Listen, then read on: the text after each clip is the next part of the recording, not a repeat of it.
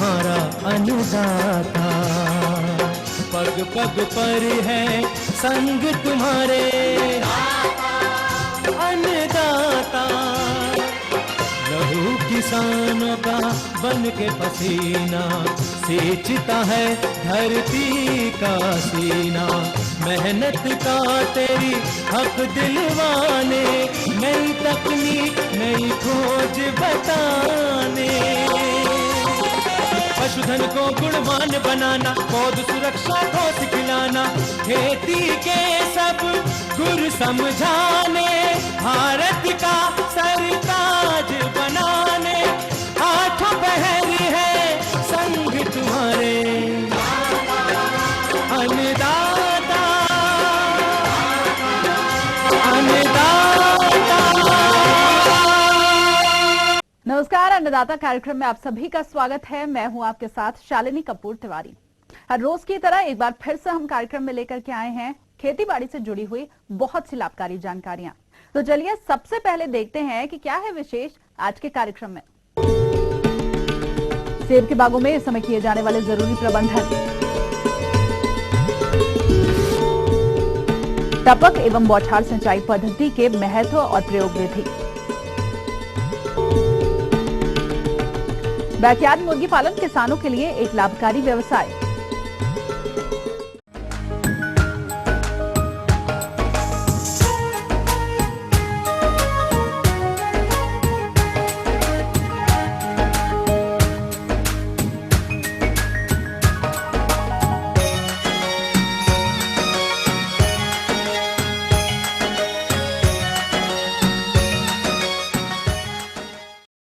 हिमाचल प्रदेश के हमारे जिन किसानों ने सेब के बाग लगा रखे हैं, उन्हें इस समय बागों में कुछ जरूरी कार्यों को करना होगा, तभी किसान आगे चलकर अपने बागों से अच्छी पैदावार ले सकेंगे।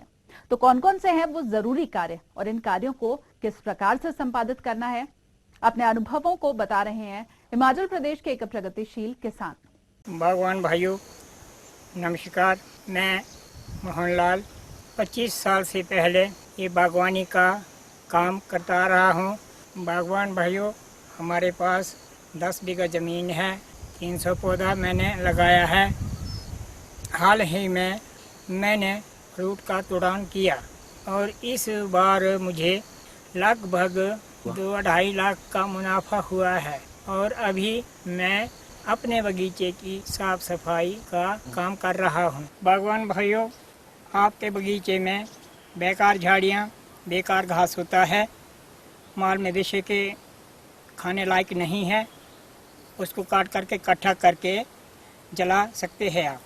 अच्छा घास माल मवेशी के लिए इकट्ठा करके लगभग 6 महीने तक आपके पशु के काम आ सकता है। और हाल ही में जब हमारे यहाँ बगीचे में जो सेब था, उसका तोड़ान करने के बाद हम अभी इस घास का कटान कर रहे हैं, जो कि हम इसे सुखा करके आने वाले समय जब यहाँ बर्फ़ पड़ती है तो घास की बहुत ही कमी होती है, उसे सुखा करके अपने पशुओं के लिए डालते हैं। और साथ में मेरे जो ये पड़ोसी हैं मेरी मदद कर रहे हैं। इस बगीचे में हमारे कोई 2-250 बूटा और इस साल हमने इसमें से कोई कम से कम 2-2.5 लाख रुपए कमाया है। तो अभी हम ये घास काट रहे हैं, ये हमारे पशुओं के लिए कम से कम 6 महीने तक पूरा होता है। इसका भी हमें बहुत ज़्यादा फ़ायदा है, घास भी आ जाता है और इससे भी हमें ये भी इनकम है थोड़ी मोटी। बागवान भाइयों, फ्रूट के तोड़ान के दौरान टूटी हुई टहनियाँ, कुछ टहनियाँ टूट जाती है, वो सही समय पर काट करके इकट्ठा करके जला सकते हैं या अपने घर में इस्तेमाल कर सकते हैं। इस पौधे की कुछ टहनियाँ सूख गई है, जो सूखी हुई टहनियाँ हम काट करके नीचे गिरा देंगे ताकि अच्छी टहनियाँ निकल सकती है। बागवान भाइयों, ये पौधा जो है जो गिर चुका है, ये तकरीबन 45 साल का है। तो इस ज़मीन के नीचे चट्टान है, इसकी जो जड़ें हैं उतनी बिखरी नहीं थी, ये चट्टानों के ऊपर था, बर्फ़ के कारण गिर चुका। तो इसकी जगह हम दूसरा पौधा तैयार कर लिया है। तो ये पौधा सूख गया है भाइयों, इसको हम काट करके सर्दी के लिए लकड़ी तैयार करेंगे। बागवान भाइयों, ये पौधा किंकुर रोग से ये प्रभावित है। तो शंका लगता है हमें कि इसमें सीढ़ी भी हो सकती है। इसके जड़ देखना ही ज़रूरी है।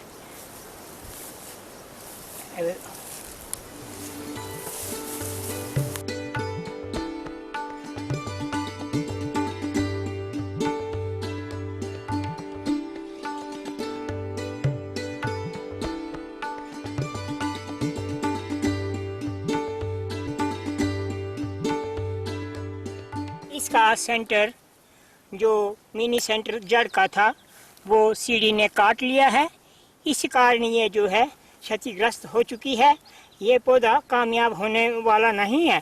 इस तरह की सीढ़ी लगने से पौधा कभी कामयाब नहीं होता है।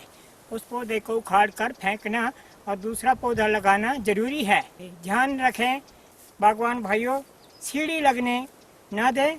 तो किंकुर रोग का ध्यान रखें। फरवरी महीने पौधे लगाएंगे तो इसमें हम 4x4 का गड्ढा बना करके उसमें मैल के बेस्टीन वगैरह मिट्टी मिला करके इसके बीच हम अच्छी क्वालिटी का, अच्छी नस्ल का पौधा लगा सकते हैं।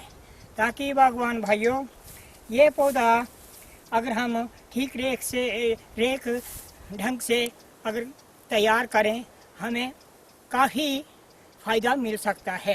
बागवान भाइयों, आपके बगीचे में इस तरह की झाड़ी उगती है, इनको उखाड़ कर फेंक दें। ऐसी झाड़ियाँ काट करके बिल्कुल बाग बगीचा साफ़ सफाई करके अपना रखें ताकि बगीचे आपका लाभदायक बन सकें। यही सही समय है। इस समय में अपने बगीचे की साफ़ सफाई, झाड़ियाँ वगैरह, पत्ते सड़े हुए जितने भी हैं सारे इकट्ठे करके उसको जला करके अपना बगीचा साफ़ करके रखें, जिससे हमारे पौधों को रोग ना लगे। अगले समय हमारा अच्छे ही पौधे में फल फ्रूट अच्छा हो ताकि हम अच्छा लाभ ले सकें।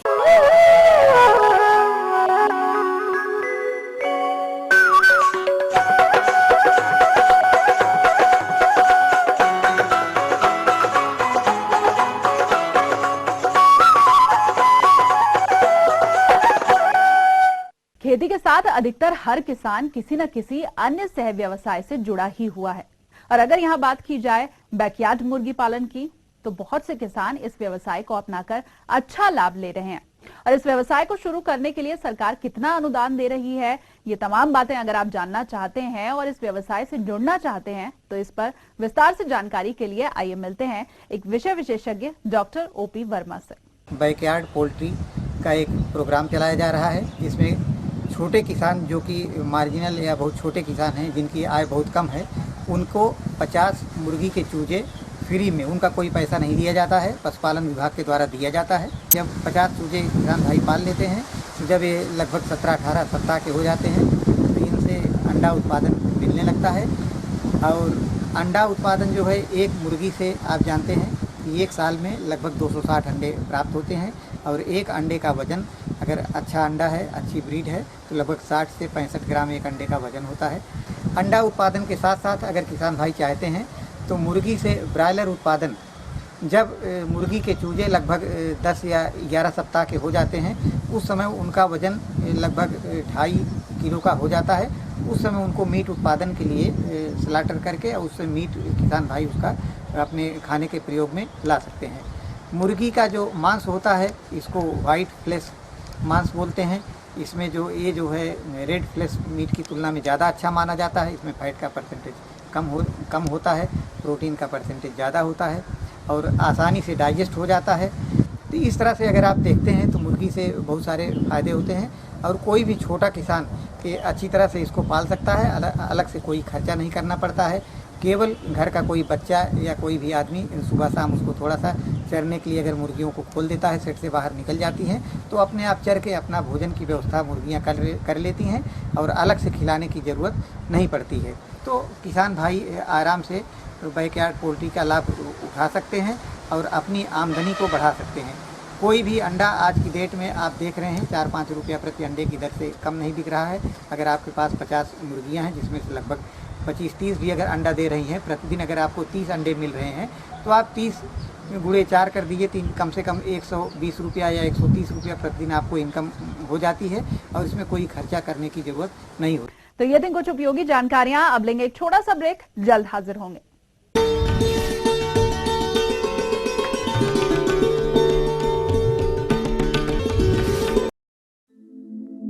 दुनिया के नक्शे पर यह है इंडिया मेरी जान।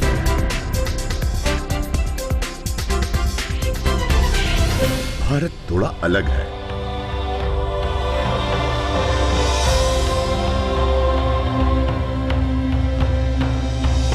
देखा आपने, इतना सा भी छूट जाए तो सच अधूरा रह जाता है। बदलते भारत का पूरा सच। राष्ट्रीय समाचार हर रोज सुबह 8 और दोपहर 2 बजे।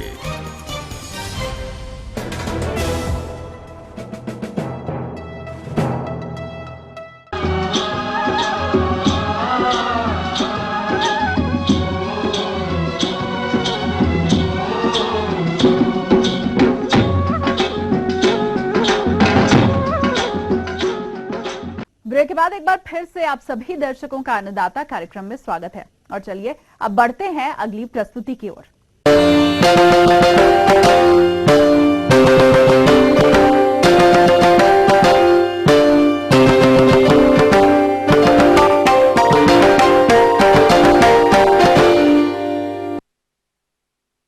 जल के बिना जीवन संभव नहीं है, ये कहावत तो आपने जरूर सुनी होगी। और जैसा कि हम जानते हैं कि जल का सबसे अधिक उपयोग फसलों के लिए सिंचाई के रूप में किया जाता है, इसीलिए हमारे वैज्ञानिकों ने सिंचाई की ऐसी तकनीकों का विकास किया है जिसे अपनाकर किसान जल की बचत के साथ साथ फसलों से अच्छा उत्पादन ले सकते हैं। अगर आप भी इस तकनीक को अपनाना चाहते हैं तो इस विषय पर विस्तार से जानकारी के लिए आइए मिलते हैं एक कृषि वैज्ञानिक डॉक्टर AP सिंह से। अभी तक आप परंपरागत तरीके से जो सिंचाई की पद्धतियां अपना रहे हैं उसमें बहुत ज़्यादा पानी की बर्बादी होती है और जो आपके उपयोग में भी नहीं आता है, जिसको दूसरी भाषा में कहा जाए तो आप दुरुपयोग कर रहे हैं। कम से कम 60% पानी जो है वो खेती के कार्यों में लगता है। अगर लगातार इसी तरह से ज़मीन से दोहन होता रहा तो एक दिन हमारी आने वाली पीढ़ियों के लिए पानी की कमी हो जाएगी और ऐसी दशा में जीवन की कल्पना कैसे करेंगे। तो आज मैं आपको बताने जा रहा हूँ कि सिंचाई के और भी आधुनिक तरीके आज हमारे खेती में अपनाए जा रहे हैं, जिसको आप अपना करके और उसके साथ साथ मुनाफा भी अच्छा कमाएंगे और साथ ही साथ पानी की बचत करेंगे जो आने वाली पीढ़ियों के काम में आएगी। किसान भाइयों, इस दिशा में मैं आपको बता दूं कि 3 पद्धतियां जो है आपको इसमें जो है अपना सकते हैं। एक है ड्रिप इरिगेशन, बूंद बूंद करके सिंचाई पद्धति, जिसमें कि पौधे की जड़ के पास में बूंद बूंद करके पानी, जितनी आवश्यकता उस पौधे की होती है उतना पानी दिया जाता है। दूसरा जो सिस्टम होता है स्प्रिंकलर इरिगेशन, जिसमें कि आप बौछारी सिंचाई जिसको कहते हैं, उसमें जो है पानी अलग अलग स्प्रिंकलर के माध्यम से, जैसे कि 5 मीटर गुणा 5 मीटर की दूरी पर भी जो है आपको स्प्रिंकलर मिलते हैं। इसके अलावा जैसे कि बड़ी बूंद, जैसे कि आलू की खेती के लिए आपको 10 गुणा 10 मीटर पर जो है पानी जो है अगर सप्लाई करना है तो उसमें जहां पर फूल गिरने की संभावना ना हो, ऐसी दशा में आप बड़े स्प्रिंकलर का प्रयोग कर सकते हैं। इसके अलावा जैसे गन्ना है, धान है, गेहूं है, ऐसी फसलों के लिए जो है रेन गन पद्धति, जिसमें कि 35 से 40 मीटर तक जो है सिंचाई एक तरफ होती है, जिसको कि अगर हम कहें कि 1 एकड़ से खेत की सिंचाई एक बार कर सकते हैं। लेकिन ऐसे रेन गन चलाने के लिए आपको काफ़ी प्रेशर की ज़रूरत होती है, तो जिसमें कि सबमर्सिबल पंप जिनके पास है वो लोग रेन गन से सिंचाई कर सकते हैं। अन्यथा की दशा में जिनके पास सेंट्रीफ्यूगल पंप, जो पंप सेट से पानी की सिंचाई करते हैं, ऐसे लोग जो है स्प्रिंकलर में लो प्रेशर स्प्रिंकलर्स का प्रयोग कर सकते हैं। आप इसके द्वारा खाद भी जो है दे सकते हैं, जो कि जब बूंद बूंद करके पानी जाएगा तो उसी के साथ खाद भी चली जाती है। ये इसके अलावा एक कंट्रोल वाल्व जैसे आप खोलते हैं तो किसी लेबर की या श्रमिक की जरूरत नहीं पड़ती है, आप स्वयं भी जो है इसको ऑपरेट कर सकते हैं। कोई नाली पद्धति नहीं है जिसमें कि 2 लेबर अगर आप खुला पानी लगाते हैं तो कम से कम 2 लेबर की जरूरत पड़ती है, जो कि एक आदमी नाली में, एक आदमी खेत में। इसमें आपको मैं बताऊं कि सिर्फ एक वाल खोल देने से और 1 एकड़ 2 एकड़ जितने का सेक्शन बना होता है, जैसे ही फसल की जरूरत होती है तो 1 एकड़ 2 एकड़ में पानी जाने लगता है और पूरे खेत की सिंचाई आसानी से हो जाती है, तो श्रमिकों की बचत होती है। दूसरा जो है, जहां पर पानी की जरूरत है सिर्फ जड़ क्षेत्र में ही पानी जाता है, तो ऐसी दशा में खरपतवार की भी संभावना नहीं रहती कि जहां पर पानी नहीं पहुंचता है ऐसी जगह पर खरपतवार भी नहीं उगता है। तो इसके अलावा खाद जो आप इसके द्वारा देते हैं, वैसे सामान्यतः आप आधी नाइट्रोजन, पूरी फास्फोरस और डीएपी देते हैं और आधी नाइट्रोजन जो है आप बाद में देते हैं, तो ज़्यादा से ज़्यादा 2 डोज में दे पाते हैं। इसके द्वारा आप 2-2 किलो 3-3 किलो करके जो है खाद अगर 10 बार में, कई बार में दे सकते हैं। जितनी ज़्यादा बार आप खाद को देंगे उतनी ही ज़्यादा उसकी इफिशियंसी बढ़ेगी, उतनी ही ज़्यादा पौधे को मिलेगी। यकीन मानिए कि आपको कम से कम 80 से 85% जो है खाद पौधे को मिलेगी। और खुली पद्धति, नाली पद्धति में जब आप करते हैं तो उसमें 30 से 35% खाद ही आपके पौधे को मिल पाती है, बाकी जो है पानी के साथ लीच कर जाती है, जमीन में चली जाती है। तो खाद की बचत, श्रमिकों की बचत, पानी की बचत, खाद की बचत, इस पद्धति का पालन करके देश का उत्थान और समाज का उत्थान करेंगे। आगे और भी कुछ रोचक जानकारियां, पर यहाँ पर रुकेंगे एक और ब्रेक के लिए, जल्द हाजिर होंगे।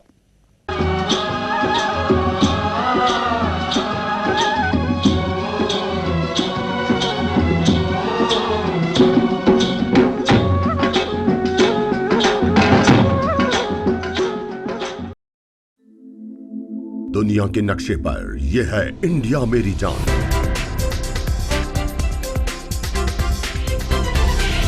भारत थोड़ा अलग है।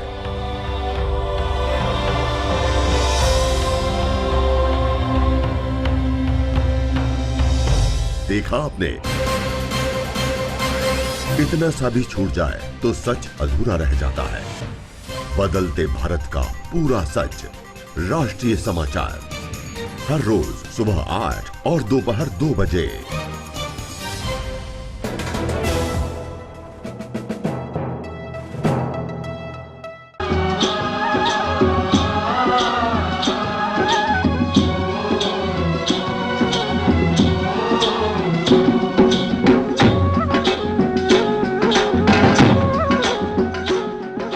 ब्रेक के बाद आप सभी दर्शकों का अन्नदाता कार्यक्रम में एक बार फिर से स्वागत है। और चलिए अब रुख करते हैं अगली कड़ी की ओर।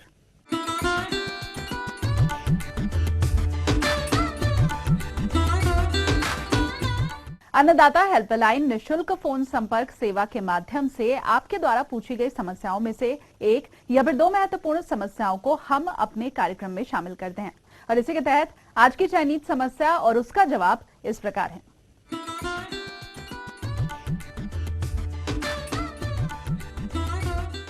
किसान भाइयों नमस्कार, मेरा नाम ज्ञानचंद है। मैं चिमेणु निवासी हूँ। मेरा पेशा है फूल वगैरह लगाने, सब्जियाँ वगैरह उगानी बेमौसमी। 12 महीने हम यही काम करते हैं और अभी भी मैंने ये फूल लगाए हैं। 100 ग्राम बीज की पनीरी डाली थी और वो तैयार हुई।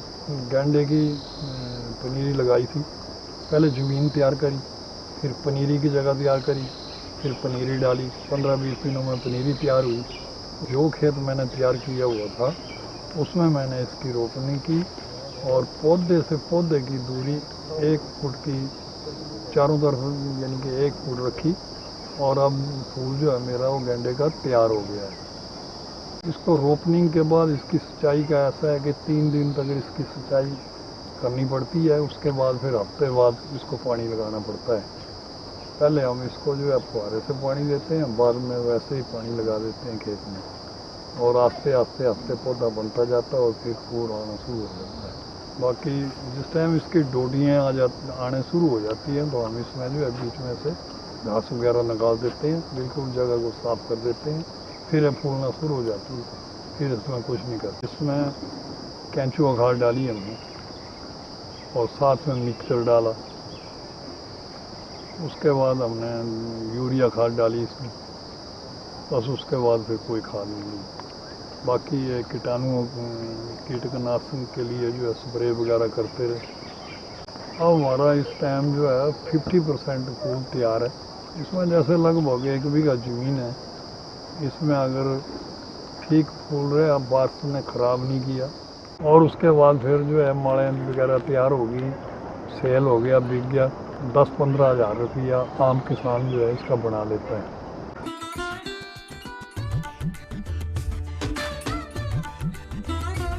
गोभी की फसल मुख्य रूप से रबी में बोई जाने वाली फसल है, जो आर्थिक रूप से बहुत अधिक लाभ देने वाली फसल है। कम समय में तैयार होने वाली यह फसल एक मौसम में करीबन 2 से 3 बार इसकी बुआई आसानी से की जा सकती है। अगेती, मध्यम और पचेती वैरायटियों के उपलब्ध होने के कारण से ये जून माह से लेके मार्च माह तक इसकी फसल रहती है। जितनी लंबी अवधि तक खेत में फसल उपलब्ध रहती है, उसी के हिसाब से उसमें कीट और बीमारियों का प्रकोप भी बढ़ जाता है। तो कई बार किसान भाइयों को इसमें लगने वाले कीट और रोगों के कारण से बहुत भारी नुकसान होता है। इसलिए आप ध्यान से ये देखिए कि इसमें लगने वाले प्रमुख कीट और रोग कौन कौन से हैं और उनको कैसे समय पर रोका जा सकता है। इसमें लगने वाला प्रमुख कीट पत्ती भक्षक कीट, ये रोपाई करने के तुरंत बाद में ही इसका प्रकोप होने लगता है और इसकी लट जो है, लार्वा अवस्था जो है, वो सबसे ज़्यादा नुकसानदायक होती है। ये पत्तियों में छेद बनाने के साथ साथ में पूरी पत्ती को भी नुकसान पहुंचा देती है और इससे बचने के लिए, रोकथाम के लिए मेलाथियान 1 ml दवा 1 लीटर पानी में मिला करके छिड़काव करनी होती है। इसके साथ साथ में इसकी बहुत सी लटें हमें निराई गुड़ाई करते समय दिखाई दे सकती है, तो जहाँ तक संभव हो आप उन्हें मार भी सकते हैं। आप खेत को जितना अच्छा साफ़ सुथरा रखेंगे, जो खेत की जो मेड़ हैं उनको साफ रखेंगे, तो इसका प्रकोप भी काफ़ी कम होता है। इसके अलावा दूसरा जो प्रमुख कीट है वो है मोइला या चेपा। मोइला और चेपा पत्तियों का रस चूस करके पत्तियों को काफ़ी चिथरा बना देता है और उससे उत्पादन पे बहुत ही बुरा प्रभाव पड़ता है। इसके साथ साथ ही फूल गोभी के ऊपर अगर मोइला स्वयं लगा रहता है या उसके अंडे लगे रहते हैं, तो उसकी मार्केट वैल्यू में बहुत बड़ा डिप्रिसिएशन आता है, काफ़ी कम हो जाती है, लोग उसे लाइक नहीं करते हैं। मोइला से बचने के लिए गांठ बनने और फूल बनने से पूर्व या जिस समय मोइला का प्रकोप होता है उसके तुरंत बाद हमें मेलाथियान 1 ml मात्रा प्रति लीटर पानी में मिला करके छिड़काव करना चाहिए। इसके अतिरिक्त गोभी में डायमंड ब्लैक मॉथ नाम का एक कीट भी बहुत नुकसान पहुंचाता है। ये हेड को, इसके अलावा जो फूल बनता है उसको और पत्तियों को काट करके, कुतर करके काफ़ी नुकसान पहुंचाता है।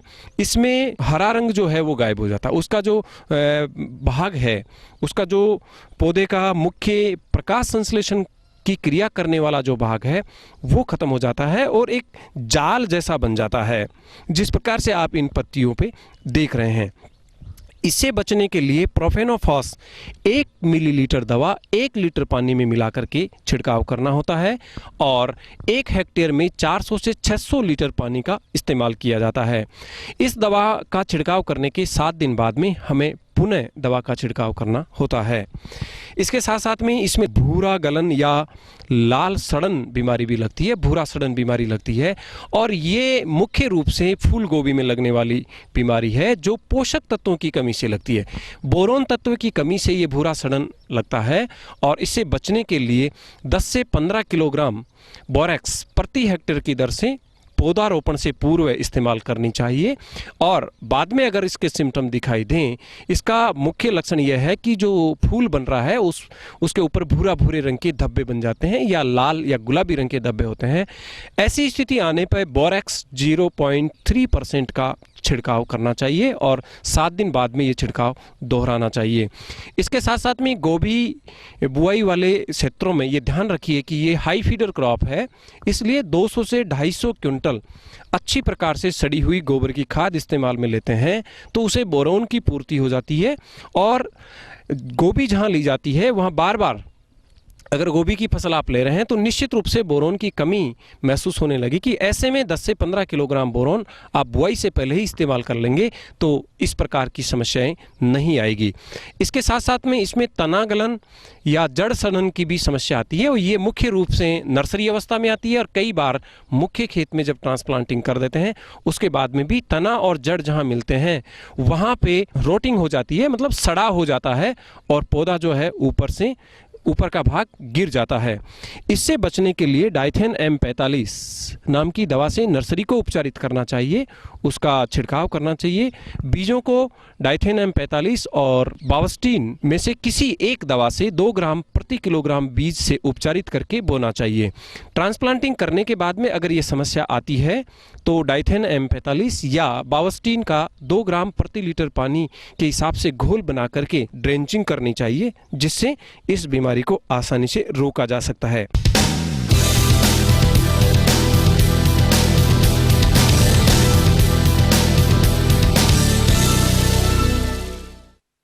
राज्य के विभिन्न मंडियों में कृषि उत्पादों के चढ़ते उतरते बाजार भाव की संक्षिप्त जानकारी इस प्रकार है।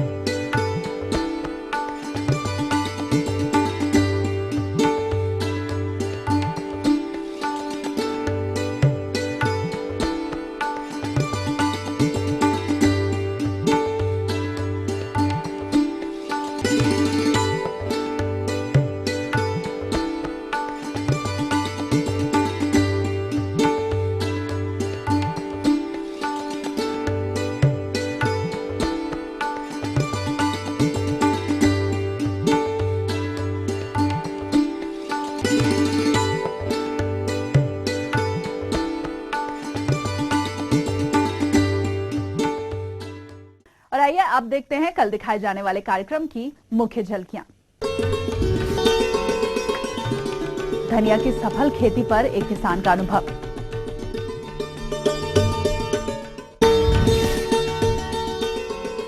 डेयरी व्यवसाय के सफल उत्पादन पर किसान की कहानी।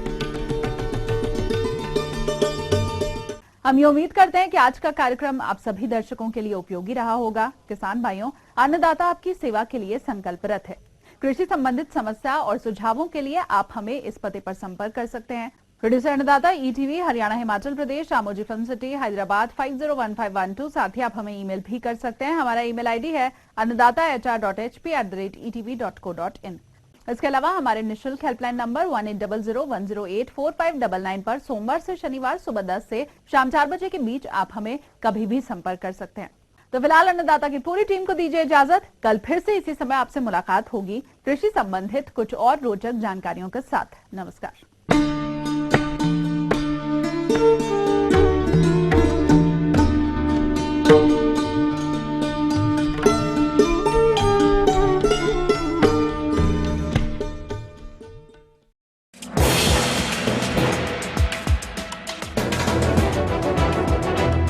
आप देख रहे हैं ETV न्यूज हरियाणा, हिमाचल प्रदेश, खबर ही जीवन है।